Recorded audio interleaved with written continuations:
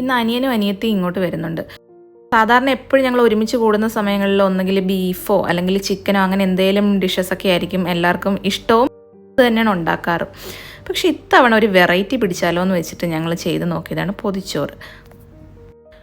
പൊതിച്ചോറിൻ്റെ മണവും ടേസ്റ്റും ഒക്കെ ഒന്ന് വേറെ തന്നെയല്ലേ. പിന്നെ ഒന്നും നോക്കിയില്ല, ഞങ്ങൾ നേരെ സൂപ്പർ മാർക്കറ്റിൽ പോയി കുറച്ച് ഇലകളൊക്കെ വാങ്ങിച്ചു. നല്ല വാട്ടിയ വാഴയിലയിലേക്ക് ആവി പറക്കുന്ന ചോറ് വിളമ്പി. ഓമയ്ക്കയും പയറും വെച്ചുണ്ടാക്കിയ നല്ല ഒന്നാന്തരം തോരൻ, അടിപൊളി തേങ്ങാ ചമ്മന്തി, നല്ല കണ്ണിമാങ്ങ അച്ചാറ്, ഒരയില വറുത്തത്, മുട്ട ഓംലെറ്റ്. ദേ വരും നമ്മുടെ എല്ലാം പ്രിയപ്പെട്ട ഉരുളക്കിഴങ്ങ് മെഴുക്ക് പുരട്ടി. ഇതെല്ലാം കൂടെ ചേർത്ത് ഞങ്ങളൊരു 2 മണിക്കൂർ മുമ്പേ പൊതിഞ്ഞു വെച്ചു.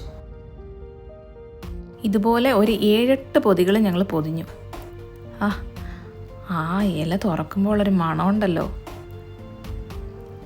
നല്ല ചമ്മന്തിയുടെയും അച്ചാറിൻ്റെയും തോരൻ്റെയും മീൻ വറുത്തതിൻ്റെയും മുട്ട ഓംലെറ്റിൻ്റെയും ഉരുളക്കിഴങ്ങ് മെഴുക്കുരട്ടിയുടെയൊക്കെ ഒരു ടേസ്റ്റ് ഒന്നും പറഞ്ഞറിയിക്കാൻ പറ്റില്ല കേട്ടോ.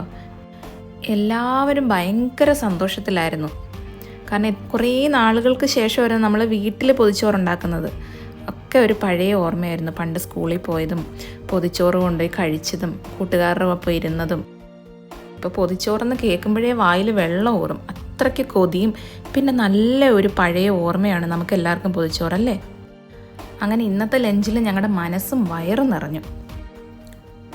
അപ്പോൾ ഞങ്ങളുടെ ഈ കുഞ്ഞു വീഡിയോ നിങ്ങൾക്ക് ഇഷ്ടപ്പെട്ടെങ്കിൽ ഈ കുഞ്ഞു ചാനലൊന്ന് സബ്സ്ക്രൈബ് ചെയ്യണം കേട്ടോ. ഇനിയും ഇതുപോലെ സന്തോഷം പകരുന്ന വീഡിയോയുമായി വീണ്ടും കാണാം. ബൈ.